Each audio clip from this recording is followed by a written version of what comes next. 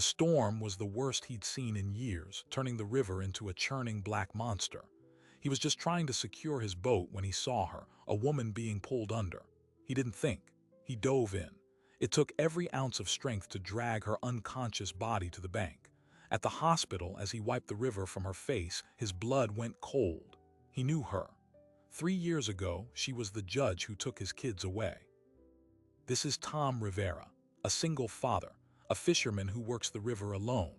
For 3 years, he's lived with a single defining loss, a court order that took his children from his home. The woman who gave that order was a stranger in a robe. Now she's a drowning victim in his arms. He performed a heroic act. But what happens next when the person whose life you saved is the very person who destroyed yours? Tom's world is measured in routines. Up at 4:30, check the weather on a cracked phone screen. Coffee in a thermos that's older than his truck. He works the river alone, setting lines for catfish and bass, a solitary job that suits a man who's learned to live with quiet. His daughter, Chloe, is 8. His son, Leo, is 6. They live with his sister, Maria, 40 minutes away in a suburb with better schools. This was the arrangement. Temporary, the judge had said, for stability. That was 3 years ago. Every other weekend, Tom transforms his 2-bedroom cabin. He fills it with their laughter, their discarded socks, the chaotic joy of pancake breakfasts. He keeps their rooms exactly as they were. Chloe's bedspread covered in planets. Leo's shelf of wooden trucks. On the wall between their doors, a calendar. He marks the days until their next visit in red pen. The days they are gone in black. The black vastly outnumbers the red. The hearing took place on a Tuesday in November. Family courtroom 4. Tom wore a borrowed suit. He presented pay stubs from the marina, a letter from his sister offering support, a parenting plan typed out on the library computer. He argued that the river was his family's legacy, that he could provide a good, honest life. The other side was his ex-wife's mother, represented by a lawyer in a suit that cost more than Tom's truck. They presented a different picture: the irregular hours, the isolated home, the lack of a structured environment. The judge listened, her face unreadable behind wire-framed glasses. Her name was Judge Evelyn Reed. She'd been on the bench for 15 years. Known in legal circles as thorough, by the book, and notoriously reluctant to grant sole custody to a parent with non-traditional work. In her ruling, she cited the primary caregiver doctrine and the children's need for consistent daily routine. She granted primary physical custody to the maternal grandmother, with Tom receiving supervised visitation to be reassessed after 1 year. The word supervised was a blow he hadn't seen coming. It meant he wasn't just limited, he was deemed a risk. For Tom, the system became a maze with no exit. The year passed. He filed for a modification. He took a second job at a boat repair shop to show more stable income. He attended every parenting class the court recommended, but the reassessment hearing was delayed, then delayed again. His lawyer, a weary legal aid attorney, would just shake his head. The calendar is backed up. She's a busy judge. Tom felt the truth was simpler. He had become a file in a stack, and his children's childhood was ticking by. The day of the storm began like any other. The sky was a flat, metallic gray by mid-morning. The weather radio crackled with warnings, but the fish were biting and Tom needed the money. He worked his lines, the wind picking up, turning the water choppy. By late afternoon, the real anger began. Rain came in horizontal sheets. The river, usually a slow, brown ribbon, began to swell and churn, eating at the muddy banks. Tom decided to pull his small skiff ashore and secure it at his private dock, a rickety structure downstream from his cabin. That's when he saw it. A flash of dark fabric in the water, 30 yards out, caught in a raging current headed for a snag of fallen trees. At first, he thought it was debris. Then an arm broke the surface, pale and desperate, before being sucked under again. Instinct bypassed thought. He didn't weigh the danger of the current, the cold, the lightning cracking over the ridge. He kicked off his boots, shoved his wallet and phone into a dry bag, and dove. The water was a violent, freezing chaos. It stole his breath and spun him. He He fought toward where he'd seen the arm, diving under, his hands grasping in the zero-visibility murk. His fingers brushed fabric. He seized it, pulled. It was a woman, limp, her dark hair a cloud around her face. He hooked an arm under her chin and began the brutal fight back to shore, the current trying to claim them both with every stroke. On the bank, he turned her on her side. Water poured from her mouth. She wasn't breathing. His years of first aid training, a requirement for his fishing license, clicked in. He cleared her airway, began compressions. "Come on," he grunted, the rain pounding on his back. "Not here, not like this." After what felt like an eternity, she convulsed, coughing up river water. She took a ragged, wet breath, alive but unconscious, hypothermic, in shock. He carried her to his truck, a desperate drive through blinding rain to the nearest county hospital. In the stark white light of the ER, as nurses cut away her soaked clothing, Tom stood back, dripping a puddle on the floor. He was just a bystander now, a good Samaritan. He gave a statement to a deputy, where he found her the time that she was alone. He was about to leave to go home to his empty, quiet cabin when a doctor called him over. "She's stable, thanks to you. We're warming her up. Do you know who she is? There's no ID." Tom stepped closer to the glass window of the treatment bay. They had her under warming blankets. Her face was clean now, pale against the pillow, her hair dried and fanned out. The wire-framed glasses were gone, but the sharp line of her jaw, the severe arch of her brow, it was a face etched into his memory from 1,000 sleepless nights. He had stared at it in his mind, in the official court portrait he'd once looked up online in a moment of angry despair. His own breath left him. The sounds of the hospital, the beeping monitors, the distant pages, muffled into a hollow ring. The deputy was saying something about a potential accident or a suicide attempt, asking if he'd seen a car. Tom couldn't hear him. All he could see was the woman on the bed, Judge Evelyn Reed, the architect of his emptiness, and his mind presented him with a single, unthinkable, paralyzing question. What had he just done? The deputy's hand was on his shoulder. "Sir, you okay? You know her." Tom's mouth was dry. He felt the weight of the lie forming, heavy and immediate. To say yes would open a door into a world of explanations he couldn't face. To say no felt like a betrayal of some fundamental truth. He looked at the deputy, then back through the glass. "No," he heard himself say. "I don't know her." He gave his contact information, claimed he was soaked and freezing, and walked out of the hospital into the storm that was now just a cold drizzle. He drove home in a trance. The heater blew hot air, but he couldn't stop shaking. For 2 days he told no one. He went through the motions of life in a state of suspended disbelief. He mended nets. He cleaned the truck. He stared at the river, now calm and placid, and tried to reconcile the violent act of saving a life with the deep personal history that made him wish in his darkest moments that he hadn't. The moral math was impossible. He had done a good thing. For the wrong person. Or was she the right person? Does heroism require a worthy recipient? The question echoed in the empty cabin. On the third day, a sleek sedan pulled up his gravel driveway. A woman in a crisp pantsuit got out. She introduced herself as Lauren Shaw, Judge Reed's personal assistant. The judge was out of the ICU, awake and asking for him. "She remembers someone pulling her out. She wants to thank you in person." Tom's first instinct was to refuse, to let this end where it was. But another part of him, a part he didn't like to examine, was morbidly curious. What do you say to the person who broke your life, when you're the reason they still have one? He agreed to meet at the judge's home, a restored Victorian on a quiet, tree-lined street far from the river.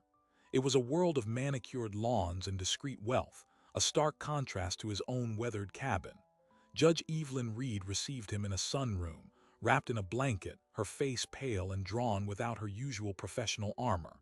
A teacup trembled slightly in her hand. "Mr. Rivera," she said, her voice raspy from the river water. "Please sit." The gratitude was profuse, sincere, and utterly disorienting. She called him her guardian angel. She recounted the storm, her car skidding on the washed-out river road, the door jamming as the water rushed in. She was a strong swimmer, but the current was a monster. She described the moment she gave up, the piece of letting go, and then the violent yank back into the fight. "You gave me a second chance," she said, tears in her eyes. Tom just nodded, his own emotions a locked box. Then she asked the question he'd been dreading. "Why were you out there in that weather?" It was a natural question, an innocent one. He told her the truth about being a fisherman, about securing his boat. She listened, then her head tilted slightly. "Rivera, that name is familiar." A shadow passed behind her eyes. The connection was being made. He saw the exact moment it clicked. The color drained from her face. Her teacup clattered against the saucer. "Family court," she whispered. "3 years ago, the Rivera modification." She didn't need to look it up. She remembered. Judges see hundreds of cases, but some stick. His, it seemed, had stuck. The atmosphere in the sunroom turned to ice. The grateful victim vanished, replaced by the professional arbiter. "You knew who I were," she stated, her tone flattening. "At the hospital." He admitted nothing, denied nothing. The silence stretched. Then she asked, her voice barely audible, "Why did you save me?" He had no answer that wouldn't sound like a lie or a curse. He stood up. "I should go." As he turned to leave, she spoke again, the judge's command returning to her voice. "Wait." She struggled to her feet. "This changes things." He almost laughed. "It doesn't change a thing, Your Honor. My kids are still gone." He walked out, leaving her standing there, the blanket slipping from her shoulders.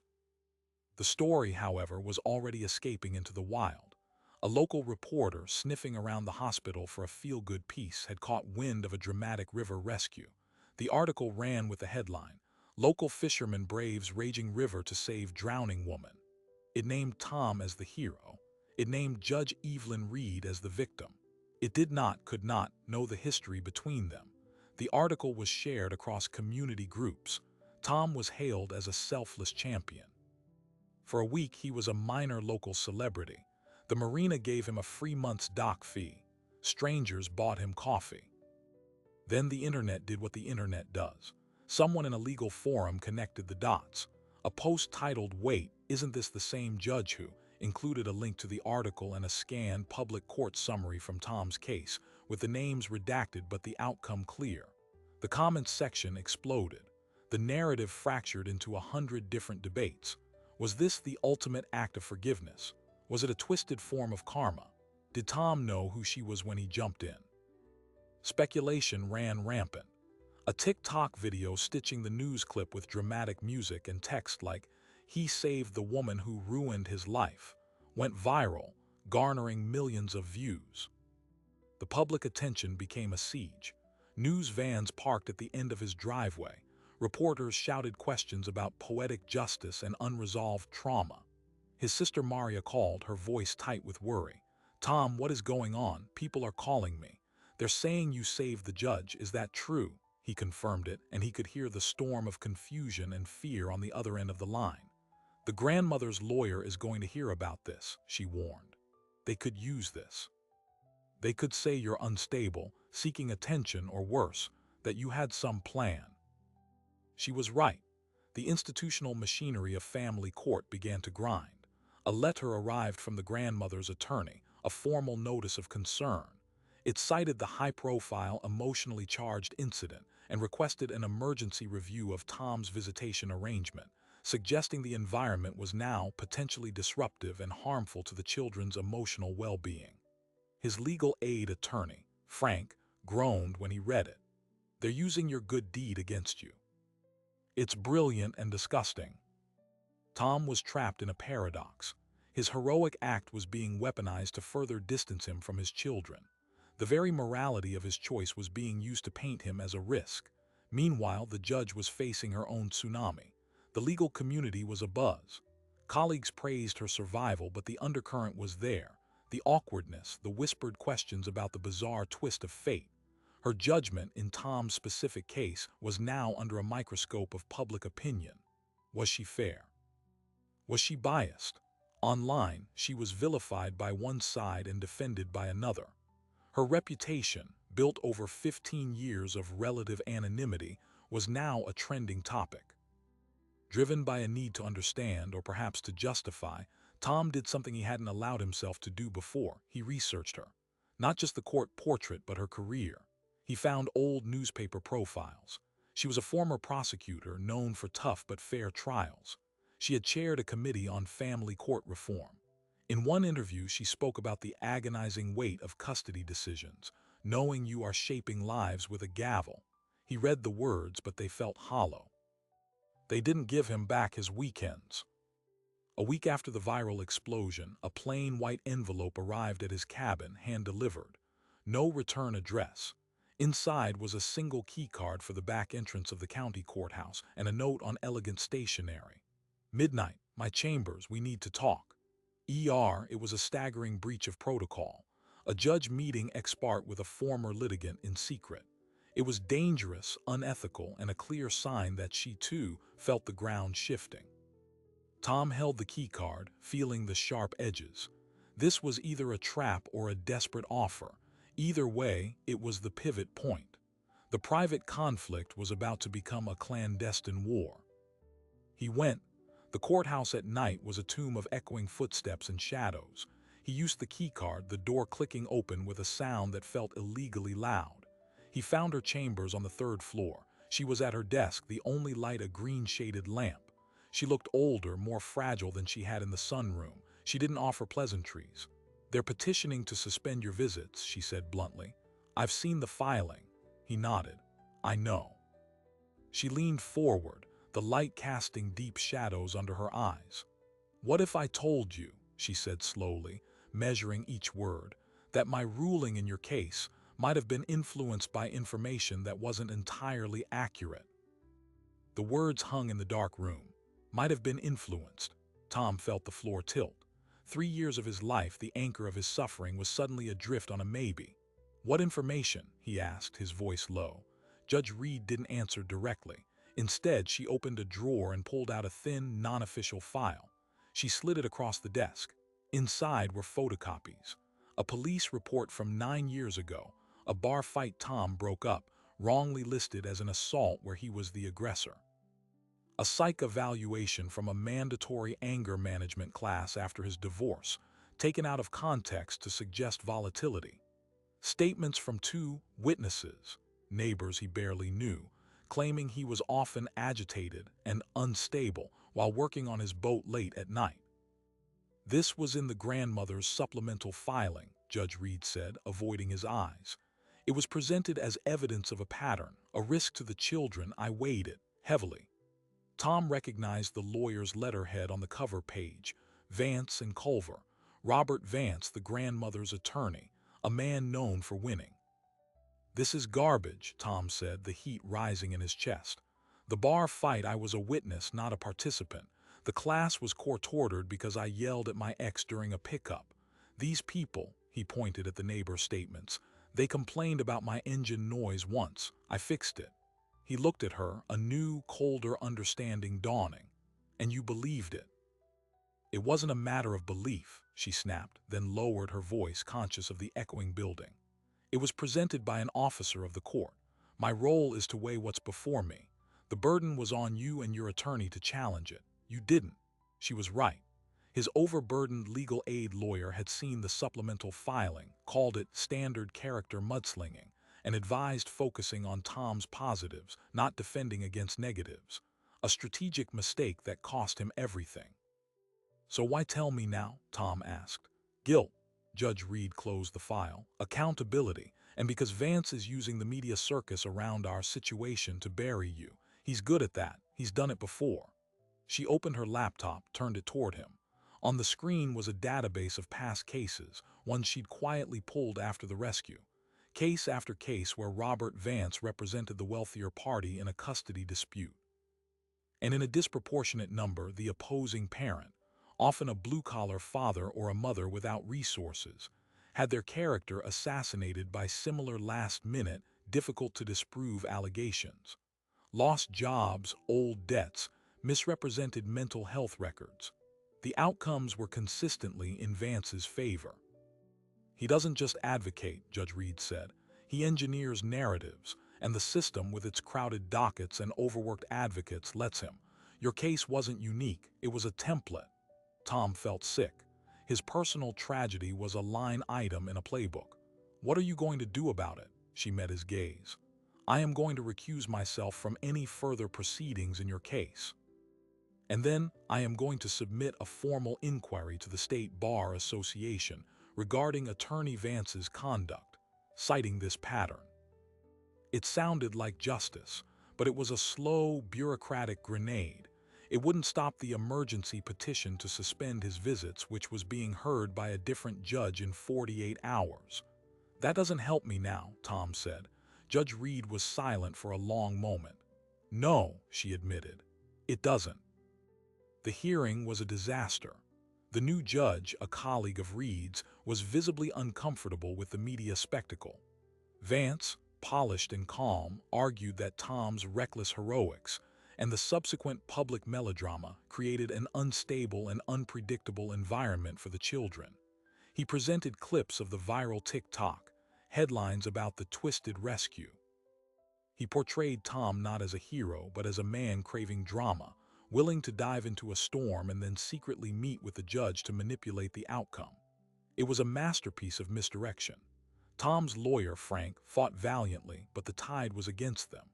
The judge granted a temporary suspension of visitation for 60 days, pending a full psychological evaluation of Tom.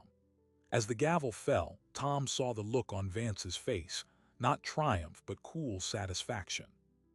The system had worked as designed. That night Tom broke. He didn't cry. He took his fishing knife and went down to the riverbank. He stared at the water that had started it all, and for a dark hour he considered throwing the knife in and walking away from everything. But then his phone buzzed, a text from an unknown number. It was Judge Reed. Vance didn't act alone. The grandmother is his sister-in-law. It was never about the kid's best interest. It was a family takeover. "I have proof. Meet me now." She was waiting at an all-night diner 20 miles out of town. She looked like she hadn't slept. Over bad coffee, she laid it out. Her secret investigation had gone deeper. Robert Vance was married to the grandmother's younger sister. The custody fight wasn't just a legal service. It was a family mission to rescue the children from their father's way of life. The grandmother stood to gain control of a modest trust fund left for the children by their mother. Vance had a financial stake. This was a conspiracy, not just aggressive lawyering. "This is illegal," Tom breathed. "It's conflict of interest, it's fraud on the court." Judge Reed nodded. "Yes, and if I take this to the bar or the police, it will be tied up for months, maybe years. Your children will grow up. Vance will lawyer his way through it. You'll be bankrupt from legal fees." She leaned in. "But there's another way, the court of public opinion. You have a platform now, Tom. An unjust one, but a platform. Use it." The idea was terrifying. To weaponize the very spotlight he despised. To tell the whole ugly truth, the tainted evidence, the familial conspiracy, the judge's own regret, and blow the case wide open in the media. It was the nuclear option. It would burn every bridge, including Judge Reed's career. "Why would you do that?" he asked her. She looked down at her hands. "Because I owe you a life, and because I took 3 years of yours. This is the only currency I have left to repay it." They spent the next week preparing. Tom gave a single, no-holds-barred interview to a respected investigative journalist, not a tabloid. He presented the documents Judge Reed provided, laid out the connection between Vance and the grandmother, detailed the false allegations. He didn't paint himself as a saint. He admitted his anger, his flaws, but he showed the manipulation. The journalist, sensing a major story, dug further and found 2 other parents who had been similarly targeted by Vance. The story exploded with the force of a bomb. The fallout was instantaneous and brutal. Vance was besieged, issuing furious denials and threats of libel suits. The grandmother's family retreated from public view. The family court, facing a monumental scandal, announced an internal review of Tom's case and all cases handled by Robert Vance in the past 5 years. The petition to suspend visitation was put on hold. For the first time, Tom had leverage. But Vance was not a man who surrendered. His counterattack was swift and targeted the weakest point, Judge Evelyn Reed. He filed an official misconduct complaint against her, alleging she had improperly accessed confidential case files, engaged in an ex parte relationship with a litigant, and leaked documents to the media to cover up her own erroneous ruling. He demanded her immediate suspension from the bench. The allegation had just enough truth to be deadly. The secret meeting in her chambers was a fact. Her providing documents to Tom was a fact. Her motives, however pure, were irrelevant against the breach of protocol. Judge Reed was placed on administrative leave. The State Judicial Conduct Board launched an investigation. The narrative in the media split again. Was she a corrupt judge trying to cover her tracks, or a repentant official risking everything for justice? Her reputation was now ash. She called Tom from her home, her voice hollow. "I may lose everything, my career, my pension, everything." Tom felt the weight of her sacrifice. "I'm sorry," he said, and meant it. She had become an unlikely ally, and now she was being destroyed for it. Then the final blow landed. A process server arrived at Tom's cabin. It was a lawsuit. Robert Vance was suing Tom for defamation, seeking millions in damages. It was a blatant intimidation tactic, a move to bankrupt Tom and force him to retract his statements. But it was also a sign of desperation. Vance was swinging wildly. Tom stood on his porch holding the thick legal packet, watching the river flow by. He had saved a life, uncovered a conspiracy, and ignited a firestorm. He had an ally who was being crucified for helping him. He had a lawsuit that would crush him financially. But he also had something he hadn't had in 3 years, a fighting chance. The temporary suspension was on hold. The court review was pending. The public was on his side. He had turned the moral complexity of his act into a weapon, and the battle was now in the open. He looked at the lawsuit, then at the keycard to the courthouse still on his table. The secret war was over. The public reckoning was about to begin. The public reckoning began not in a courtroom, but on the front page. The investigative piece, backed by 2 other victim families and documented evidence, was a sledgehammer. Public pressure became an unstoppable force. The State Bar Association, now facing a media firestorm, fast-tracked its inquiry into Robert Vance. Within 2 weeks, they issued an interim suspension of his law license, pending a full disciplinary hearing. The defamation lawsuit against Tom was immediately put on hold, a hollow threat without a licensed attorney to pursue it. The family court, eager to contain the scandal, convened an emergency hearing. This time, the atmosphere was different. The new judge, appointed from a neighboring district, made it clear the review would be thorough and public.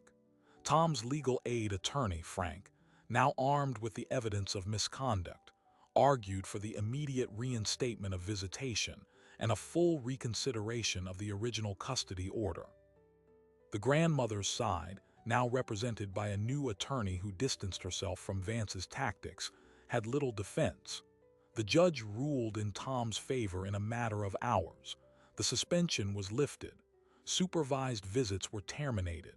Standard, unsupervised visitation was restored immediately. The first weekend back was wordless. Tom didn't take the kids fishing or to a park. They stayed at the cabin. Chloe helped him make dinner. Leo showed him a new video game. They sat on the porch and watched the river, now a friend instead of a monster. The normalcy was the victory. It was fragile and temporary.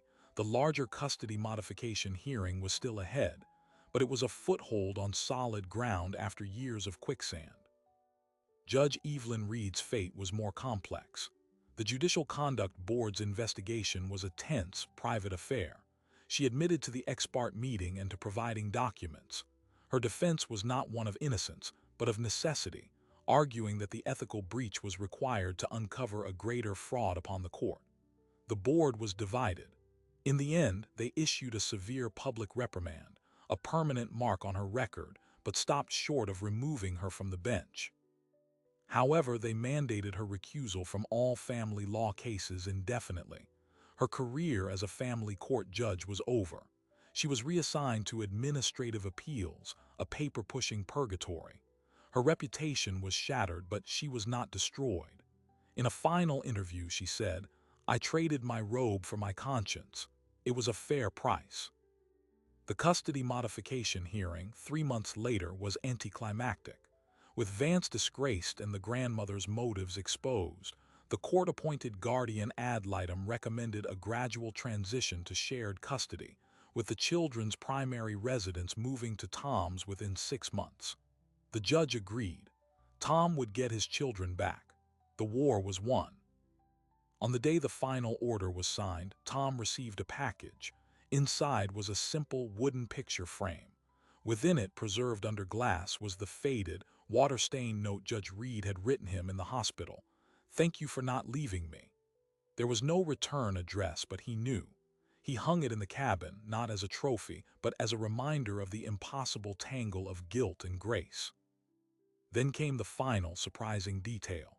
A year after the storm, Tom was clearing out a drawer when he found the keycard to the courthouse. He decided to return it. He went to the courthouse administration office and handed it to the clerk, explaining it belonged to Judge Reed. The clerk, an older woman, frowned. "This isn't one of ours," she said, turning it over. "See, no county seal. This is a generic access card, probably for a private office building." Tom was confused. He called Judge Reed. There was a long pause on the line. Then she said, "I never sent you a keycard, Tom. I left a note under your door, a piece of paper." The revelation was chilling. Someone else had orchestrated that midnight meeting. Someone who knew the judge would be working late, who knew Tom's address, and who wanted them in a room together, unsupervised. The only person who stood to benefit from such a potentially damning encounter was Robert Vance. It was a trap, one that would have discredited them both if it had been discovered. But in their shared desperation, they had walked into it and turned it into a weapon against him. The keycard had been the first move in Vance's endgame, and they had unwittingly used it to checkmate him. The moral of the story shifted once more. Sometimes, the trap you walk into becomes the path out. With his life stabilizing, Tom started something new. He used the small amount of money from a community fundraiser started by his supporters to build a proper workshop. He began teaching free weekend classes, river safety and rescue. He taught parents, kids, and fellow fishermen how to read the water, how to use a throw rope, how to perform CPR. He didn't tell his own story. He just taught the skills. His first assistant instructor was his daughter, Chloe, now 9, who could already demonstrate the recovery position with serious precision. One afternoon, as they were locking up the workshop, a familiar sedan pulled in. Judge Evelyn Reed got out. She was in civilian clothes. She looked at the sign, then at Tom. "I heard about the classes," she said. "I'd like to enroll. I never learned to swim." It was a stunning admission. The woman who had nearly drowned, whose life had been defined by authority and control, was asking to be a student. Tom nodded. "The class is on Saturdays. Kids are welcome." He saw a flicker of a smile. "I don't have any," she said, "but I'll be here." The following Saturday she arrived, wearing a new swimsuit under a modest cover-up. She was awkward, fearful of the water. Tom was patient. He started her in the shallow eddy by his dock. He showed her how to float. His children, playing on the bank, watched with open curiosity. By the end of the lesson, she could tread water for 30 seconds. It was a small victory, but as she stood in the river, breathless and laughing from the effort, something in the air between them shifted. The last residue of animosity dissolved in the river water. They were no longer judge and petitioner, nor hero and victim. They were just two people, one teaching the other how to survive the very element that had intertwined their fates. Tom Rivera got his children back. He did not get revenge. He got something more complex and more durable: resolution. He learned that justice is not a moment of victory, but a process of repair. And he learned that heroism isn't a single act of bravery, but the ongoing choice to rebuild, even with the pieces that once broke you. The man who pulled his enemy from the river ended up building a dock from which she could learn to swim. The current that nearly killed them both now flows gently under that dock, connecting two shores that were once worlds apart. The current that connects those two shores carries a deeper truth. This story was never just about a rescue. It was a collision between instinct and memory, between the person we are in a crisis and the person we've become through our wounds. Tom Rivera faced the ultimate test. Would he allow the past to dictate his actions in a life-or-death present?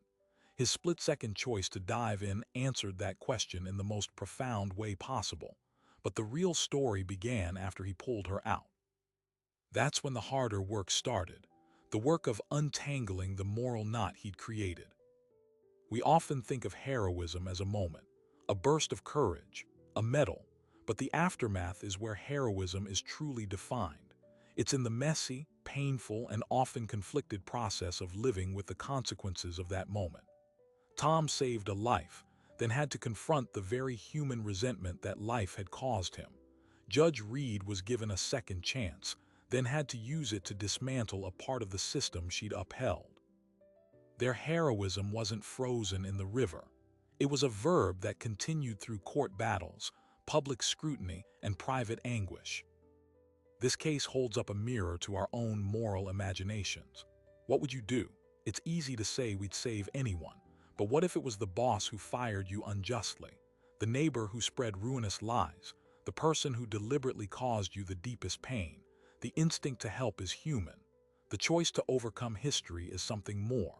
It's a conscious stepping over the line of grievance, and that requires a different kind of strength, one that isn't about muscles but about mercy. The river here is the perfect metaphor. It is relentless, powerful, and indifferent. It doesn't care about custody rulings or old resentments. In its waters, there are only two categories: the drowning and those who can help.